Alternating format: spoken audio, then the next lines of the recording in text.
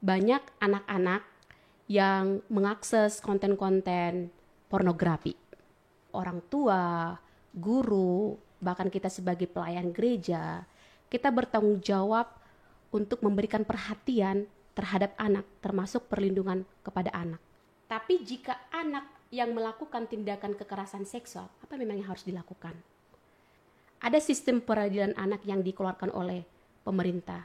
Artinya undang-undang ini juga harus memang berpihak juga terhadap anak. Shalom Bapak Ibu, Saudara-saudari. Hari ini saya Ruth Simanulang, podcaster atau host baru di kanal YouTube HKBP. Salam kenal untuk semua Bapak Ibu Saudara-saudari yang adalah penonton dan pendengar setia YouTube dan Spotify HKBP.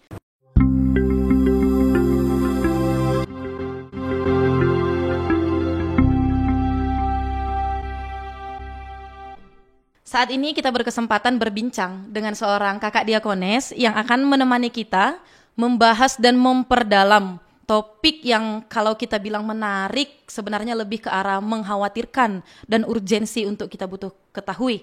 Belakangan ini banyak terjadi kasus-kasus kekerasan seksual yang mirisnya hal ini terjadi oleh anak-anak dan kepada anak-anak.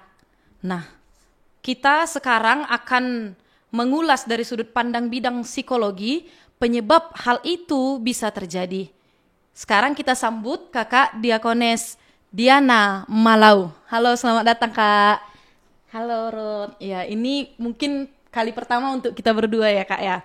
Nah, sebelum kita memperdalam pembahasan kita nih Kak, bolehlah sebelumnya Kakak memperkenalkan diri dan kenal-kenalan dengan Bapak Ibu juga saudara-saudari kita yang sedang menonton podcast ini mengenai ketertarikan Kakak, kenapa merasa ingin menggeluti bidang psikologi dan sudah berapa lama Kakak menggeluti bidang ilmu psikologi. Silakan Kak. Halo teman-teman semua, saya Diakones Diana Kristiani Malau, melayani di Sekolah Tinggi Diakones HKBP. Tadi kalau ditanyakan sejak kapan sih tertarik belajar tentang psikologi? Sebenarnya semenjak melanjutkan pendidikan di Sekolah Tinggi Diakones HKBP, saya sudah tertarik untuk belajar bidang psikologi. Di Sekolah Tinggi Diakones HKBP banyak mata kuliah psikologi, misalnya psikologi anak, psikologi remaja pemuda, lanjut usia, psikologi keluarga, kepribadian, psikologi sosial. Menurut saya ilmu psikologi ini penting untuk dipelajari semua pelayan gereja, termasuk diakones.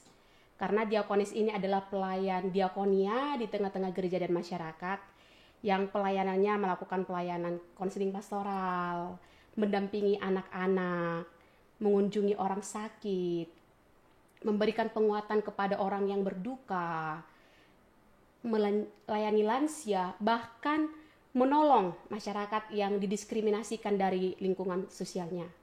Tentu untuk melayani mereka ini diperlukan pendekatan psikologi. Karena melalui pendekatan psikologi ini kita juga melihat perubahan perilaku masyarakat. Kita bisa mengenal sifat-sifat masyarakat, apa yang mereka pikirkan dan apa yang mereka rasakan. Jadi semenjak saya menerima tahbisan dari HKBP, maka saya pun melanjutkan pendidikan untuk program magister psikologi. Dan dalam waktu dekat saya berencana untuk memperdalam ilmu psikologi ini ke jenjang yang lebih tinggi. Oke, terima kasih Kak. Nah, kalau begitu kita masuk ke dalam topik ini ya Kak. Dalam beberapa waktu terakhir ini, kerap sekali mencuat berita tentang kasus-kasus kekerasan dan atau pelecehan seksual. Mirisnya, setelah penyelidikan, kasus ini kerap kali terjadi antar keluarga dekat. Nah, menurut Kakak sendiri, apa yang bisa memicu? Atau apakah yang bisa menyebabkan kasus pelecehan dan kekerasan seksual ini bisa terjadi dalam keluarga? Kasus kekerasan seksual terhadap perempuan dan anak memang mengalami peningkatan setiap tahunnya. Kalau kita buka di website dari Komnas, tahun 2022 saja sudah ada kasus sebanyak 4.322. Dan di tahun 2023 naik menjadi 4.371 kasus. itu masih kasus yang disampaikan dan yang diketahui kepada Komnas HAM. Artinya masih banyak kasus-kasus kekerasan terhadap perempuan, terhadap anak yang masih belum dilaporkan. Hanya diketahui sebatas di tengah-tengah masyarakat itu sendiri. Ada beberapa faktor yang memicu terjadinya kasus kekerasan seksual terhadap anak. Terlebih yang pelakunya adalah keluarga terdekat. Jadi saya punya pengalaman mendampingi anak yang menjadi korban kekerasan seksual dari keluarga terdekat tahun 2019, dan bahkan anak yang di bawah umur yang mengalami kekerasan seksual dari teman sebayanya, anak-anak kelas 1 SMA di sekitar Toba. Yang saya temukan salah satu faktor yang pemicunya itu adalah kemiskinan. Jadi keluarga punya anak yang banyak, sementara rumah dan kamar yang ada tidak cukup. Hanya ada satu ruangan. Artinya anak sudah terbiasa tidur bersama dengan saudara laki-laki, bahkan sama dengan ayahnya. Yang kedua itu pendidikan yang rendah. Ada juga karena pengaruh ketidakadilan gender, budaya patriarki, sehingga terjadi ketidakseimbangan relasi. Dan pelaku ini merasa dia lebih memiliki kuasa dibandingkan anggota keluarga yang lain. Dan yang paling mengejutkan lagi karena faktor mabuk, suka minum alkohol. Jadi ketika pelaku ini, keluarga terdekat ini minum alkohol dalam keadaan tidak sadar, maka dia pun memuaskan hasrat seksualnya kepada anak. Namun banyak juga kasus-kasus kekerasan seksual yang dilakukan oleh keluarga, itu juga karena stigma. Jadi ketika anak menceritakannya kepada salah satu anggota keluarga, maka anak diminta untuk bungkam, diminta untuk diam. Karena jika kasus ini diketahui oleh banyak orang, diketahui oleh masyarakat, itu dianggap sebagai aib keluarga dan mempermalukan nama keluarga. Ketiadaan pendidikan seks sejak dini juga. Dan kalau kita lihat di dalam masyarakat kita, membicarakan tentang seks itu adalah hal yang tabu, bahkan dianggap sebagai dosa yang besar. Sementara secara teologi Kristen, seks itu adalah anugerah dari Tuhan. Jadi untuk mewujudkannya sebagai anugerah dari Tuhan, sebenarnya kita harus belajar pendidikan seks sejak dini. Baik Kak, dari penjelasan Kakak tadi, kita bisa melihat bahwa ternyata kalau yang namanya kekerasan seksual dalam keluarga itu kerap kali terjadi karena lebih besar faktornya dari orang dewasa nih kan, yang tidak bisa memiliki kendali atas dirinya sendiri terhadap anggota keluarganya. Nah, ternyata tidak jarang atau sekarang sangat banyak berita yang mencuat akhir-akhir ini Kak tentang kekerasan dan pelecehan seksual yang dilakukan orang yang masih muda kepada orang yang masih muda atau anak-anak kepada anak-anak. Contohnya ada kasus yang baru-baru ini viral sepertinya di media berita atau media sosial. Anak 5 tahun berarti masih dalam usia TK menerima pelaku kekerasan seksual oleh anak 10 tahun. Lalu di Mojokerto anak usia 6 tahun menerima perilaku atau pelecehan kekerasan seksual oleh 3 orang anak umur 8 tahun. Ada pula kasus yang lebih besar dari itu Kak, ketika ada seorang anak SMA di Kalimantan Timur berusia 17 tahun yang mau membunuh satu keluarga hanya karena hubungannya dengan kekasihnya atau mantan kekasihnya tidak direstui keluarga itu. Nah, menurut Kakak, kalau tadi faktornya ada di orang dewasanya, nah kali ini kita berhadapan dengan anak-anak di bawah umur yang menjadi pelaku kekerasan seksual. Apakah itu terjadi karena faktor penurunan moral atau kerusakan psikis yang dialami anak, atau bisa kita sebut sebagai semua anak harus melalui fase itu? Silakan Kak. Memang kasus kekerasan seksual saat ini tidak hanya dilakukan oleh orang dewasa, tapi anak-anak juga sudah ada yang menjadi pelaku. Artinya kekerasan seksual oleh anak terhadap anak. Jadi saya pernah membaca salah satu penelitian yang dilakukan oleh Yayasan Kristen pada tahun 2000-an. Mereka melakukan penelitian ke anak-anak sekolah minggu dan mengambil sampel dari beberapa gereja. Dari hasil penelitian mereka ditemukan bahwa banyak anak-anak yang mengakses konten-konten pornografi. Bahkan ketika mereka di sekolah, mereka akan mengumpulkan uang dari temannya, sesama teman gitu. Dan dengan membeli VCD, mereka akan menonton bersama. Yang paling mengerikan, mereka membeli VCD itu dari pedagang makanan yang ada di kompleks sekolah. Artinya lingkungan juga sudah tidak kondusif untuk pertumbuhan anak, sehingga terjadi penurunan moral dan kerentanan kerusakan psikis anak. Itu 23 tahun yang lalu sudah terjadi. Dan coba kita bayangkan di tahun saat ini, di masa-masa sekarang ini, bagaimana faktor-faktor penurunan moral lingkungan yang tidak kondusif itu mempengaruhi moral anak. Selain itu, kasus-kasus penurunan moral anak ini juga terjadi karena anak-anak yang sudah terbiasa menonton konten-konten pornografi, umumnya mereka akan mengalami perubahan mood yang sangat ekstrim. Emosi juga tidak stabil, marah-marah tanpa penyebab. Inilah yang merusak psikis anak. Jadi kalau dikatakan penurunan moral jelas, karena lingkungan sudah kurang kondusif terhadap anak. Baik Kak, terima kasih Kak. Lalu ketika ada banyak faktor tadi ya Kak, ada lingkungan, ada pergaulan, lalu ada fase perkembangan anak. Menurut Kakak sendiri, di manakah celah yang benar-benar berpengaruh supaya dalam kedepannya kita bisa memberi perhatian lebih terhadap celah tersebut? Di diri anak sendiri kah? Didikan orang dewasa kah? Guru, orang tua, calon pelayan seperti kita?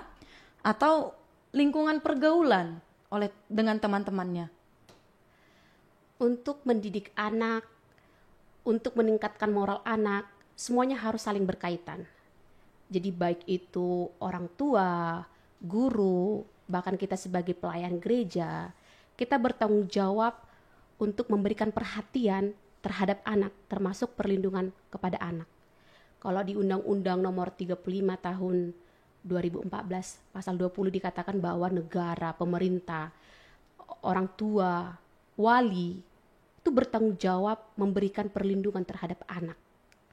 Artinya semuanya harus benar-benar kerjasama, memberikan pendidikan yang baik terhadap anak. Berarti bisa dibilang ketika kita ingin kasus kekerasan dan pelecehan seksual dari anak kepada anak ini, tidak ada benar-benar kita boleh beri celah, ya kan Kak? Lalu tadi Kakak sudah bilang bahwa media sosial itu ternyata mempengaruhi kerentanan psikologis anak. Nah, menurut Kakak sendiri, apa yang perlu dibenahi dalam pendidikan moral anak di bawah umur ini?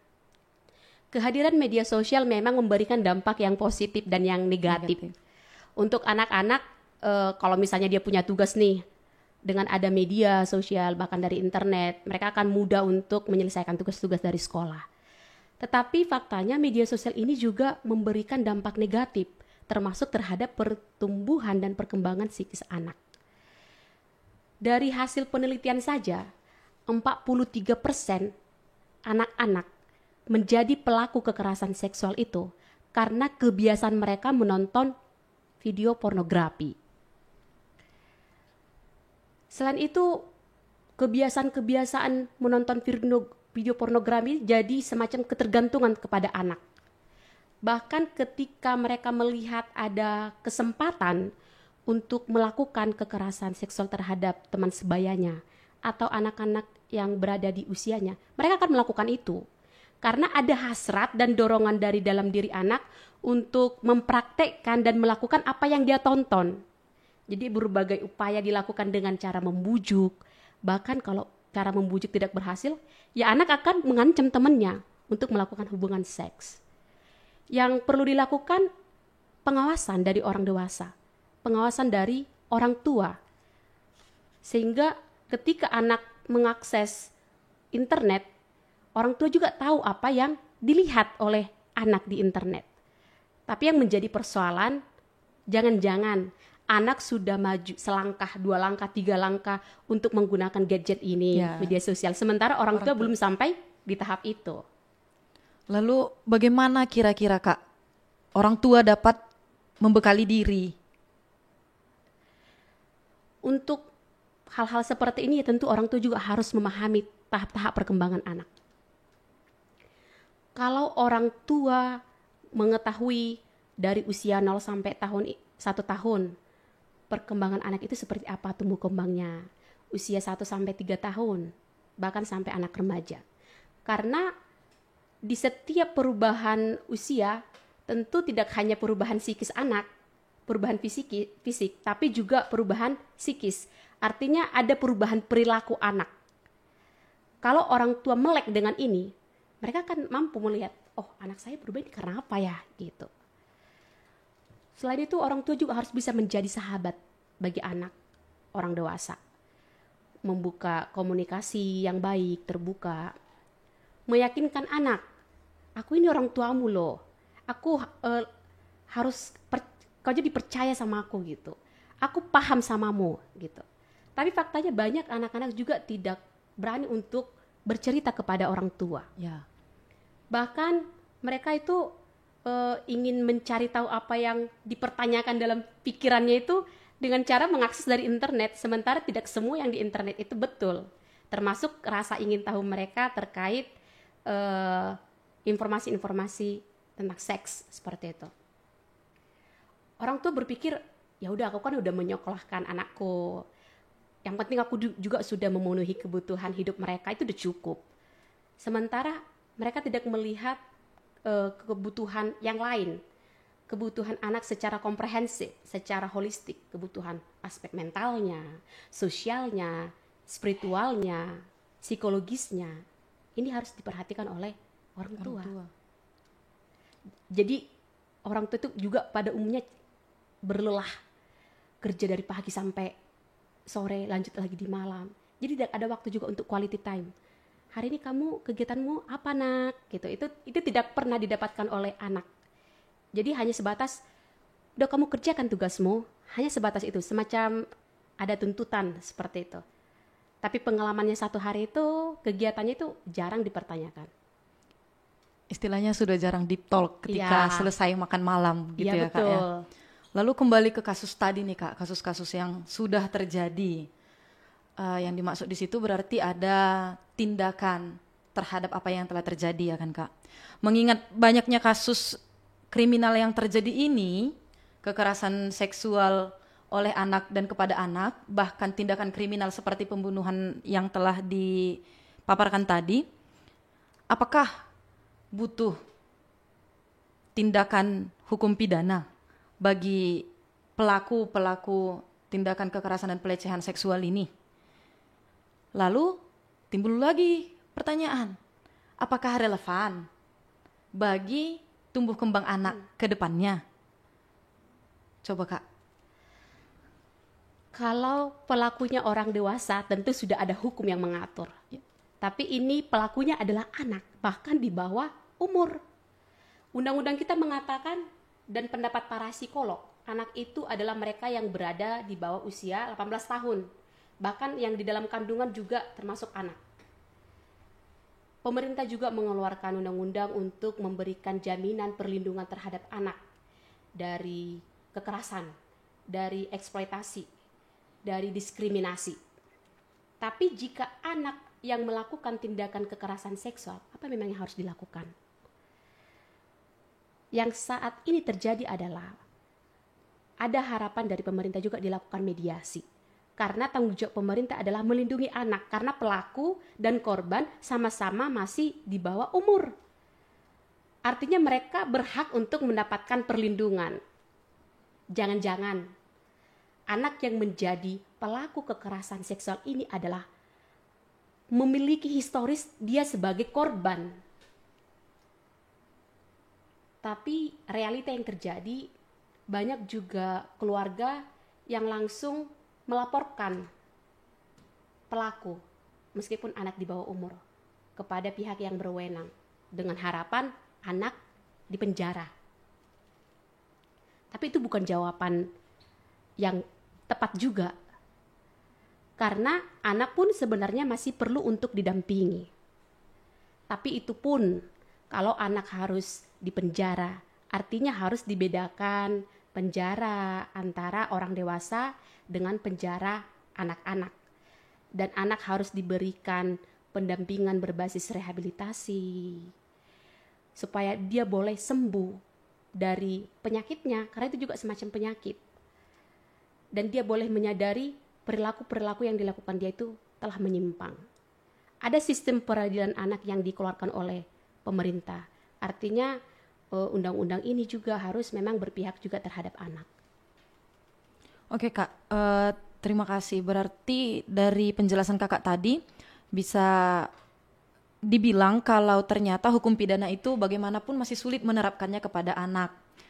Lalu menurut Kakak, bila mediasi berlangsung, tindakan apa yang tepat kita berikan kepada si pelaku dan juga si korban terhadap kasus-kasus yang telah terjadi ini dengan memperhatikan pertumbuhan psikologinya ke depan tadi, Kak? Untuk melihat kasus-kasus kekerasan seksual terhadap anak, memang kita harus melihatnya kasus per kasus. Karena tingkatan kasus-kasus yang terjadi ini juga berbeda-beda, seperti itu. Untuk anak-anak, terkait dengan psikologinya, psikis anak, ya pelaku harus diterapi supaya dia boleh sembuh, didampingi, dan korban juga harus didampingi juga, karena dia pasti mengalami trauma. Dan jika ini tidak disembuhkan, barangkali kedepannya dia akan melakukan hal sama, menjadi pelaku. Oke, makasih Kak. Maka dari itu kita nih, ternyata sebagai orang dewasa, orang yang memiliki kesempatan untuk membimbing anak-anak dari sisi psikologi, apa cara terbaik yang bisa kita lakukan menghadapi tumbuh kembang anak di bawah umur supaya kedepannya celah tadi itu tidak ada? Seperti yang saya sampaikan tadi, untuk mengetahui tumbuh kembang anak itu harus paham tahap-tahap perkembangan anak. Kemudian model pengasuhan atau parenting. Banyak orang tua sudah menjadi orang tua dan memiliki anak tapi tidak paham fungsinya menjadi orang tua. Belum paham tanggung jawabnya sebagai orang tua. Apalagi kalau kita di ajaran gereja kita yang harus membawa anak dibaptis. Pada saat itu sebenarnya orang tua udah punya tanggung jawab yang besar untuk memastikan bahwa anak ini tumbuh menjadi anak yang takut akan Tuhan. Anak yang memegang nilai-nilai Kristiani. Dan anak ini tumbuh menjadi anak yang memberikan masa depan yang cemerlang. Selain itu, pendidikan di keluarga itu juga penting untuk memperhatikan tumbuh kembang anak. Seperti yang kamu sampaikan tadi, ada deep talk. Memberikan dukungan emosional terhadap anak. Jadi kehadiran orang tua itu benar-benar dirasakan anak bahwa memang tempat ternyaman mereka adalah keluarga juga. Oke, makasih Kak. Karena kan kebetulan nih, tulisan skripsi saya membahas tentang pengaruh pembekalan orang tua terhadap pendidikan seksual kepada anak. Kebetulan sekali nih Kak. Berarti dari sini tadi ada 2 faktor besar. Yang pertama, dari orang dewasa yang lebih memiliki tupoksi untuk mengajar anak. Yang kedua, ya dari diri anak itu sendiri, ya kan Kak? Nah, berbicara lebih spesifik lagi, supaya pelayanan kita, dalam hal ini gereja, lebih memperhatikan perkembangan psikologis anak. Menurut Kakak, apa yang harus kita lakukan untuk mendaratkan pendidikan yang holistik kepada anak?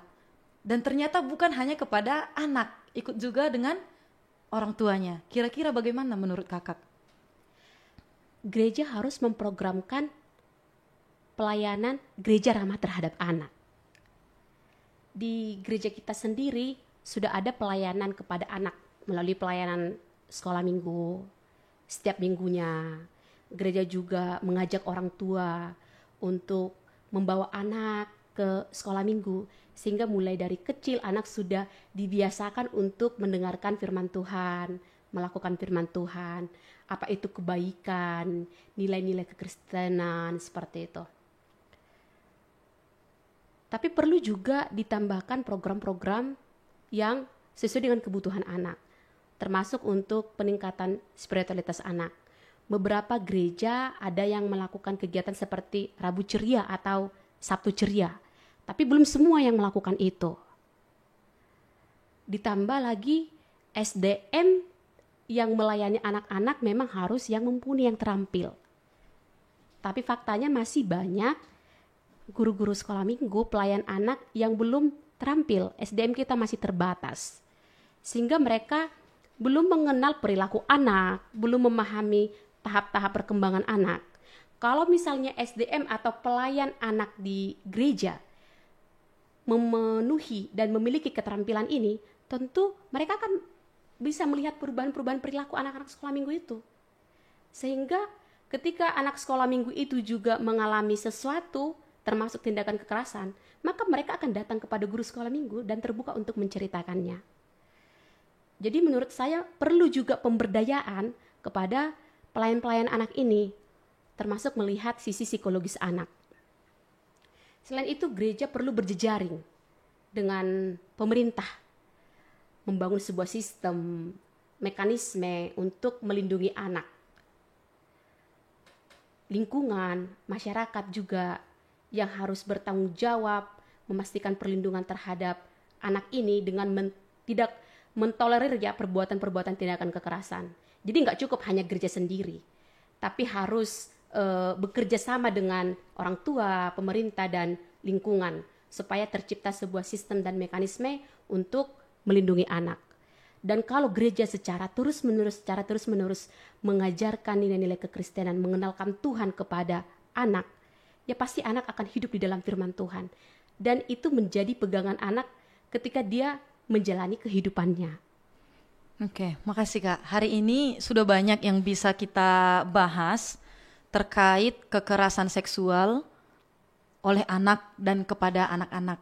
Banyak dari hal itu terjadi karena faktor lingkungan sekitar, juga dari kita orang-orang dewasa yang memiliki tupoksi untuk mendidik anak, dan dari anaknya sendiri. Bagaimana memilih informasi yang mereka terima.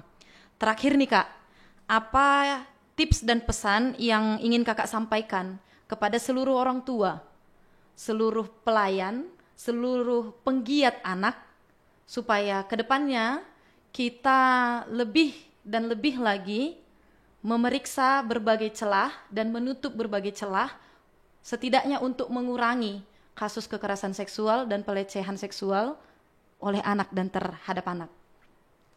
Untuk menghasilkan anak yang bertuhan, anak yang berbudi pekerti, anak yang bermoral, anak yang berkarakter, maka orang tua, gereja, pelayan, pemerintah, lingkungan, sekolah, semuanya harus bergandengan tangan.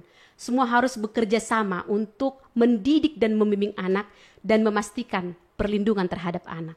Oke, terima kasih Kak. Demikian teman-teman, podcast kita hari ini tentang kekerasan seksual dan pelecehan seksual oleh anak dan oleh anak. Dari sini ternyata kita baru saja diajari, dibekali, dan diajak untuk peka memperhatikan perkembangan psikologis anak. Semoga apa yang telah kita dapat hari ini, kita dengar hari ini, dan kita lihat hari ini dapat menambah kewaspadaan kita, dapat menambah penjagaan kita terhadap tumbuh kembang psikologis anak. Sampai bertemu di podcast kita selanjutnya. Shalom. Shalom.